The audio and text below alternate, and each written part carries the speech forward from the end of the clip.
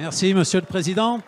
Mes chers collègues, ma question s'adresse à Monsieur le ministre des Affaires étrangères. Monsieur le ministre, le 19 mai dernier, les ministres des Affaires étrangères des 28 États membres de l'Organisation du Traité de l'Atlantique Nord et le Premier ministre monténégrin Milo Đukanović signaient le protocole d'accession de ce petit État de 650 000 habitants à l'OTAN. À ce jour, l'Islande, la Slovaquie et la Hongrie ont déjà ratifié le protocole d'adhésion du Monténégro. Demain, le 23 juin, ce sera le tour de l'Albanie et très bientôt de la Croatie.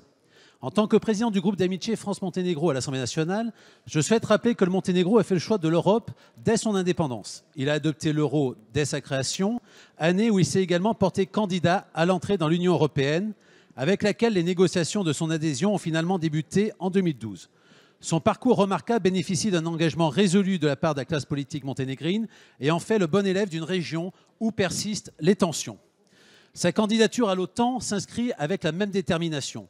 Si elle suscite des questions dans l'opinion publique, elle recueille tout de même l'adhésion de plus de 60% de la population.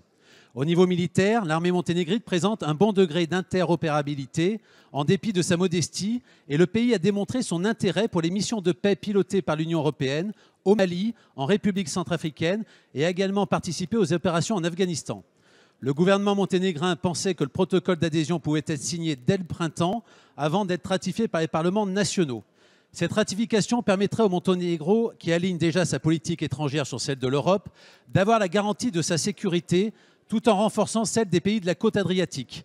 De fait, cette adhésion aidera aussi à surmonter les difficultés actuelles et futures, telles que le terrorisme, l'extrémisme religieux ou encore la cybercriminalité. Alors, Monsieur le ministre, pouvez-vous nous dire si la France entend ratifier ou non le protocole d'accession du Monténégro ?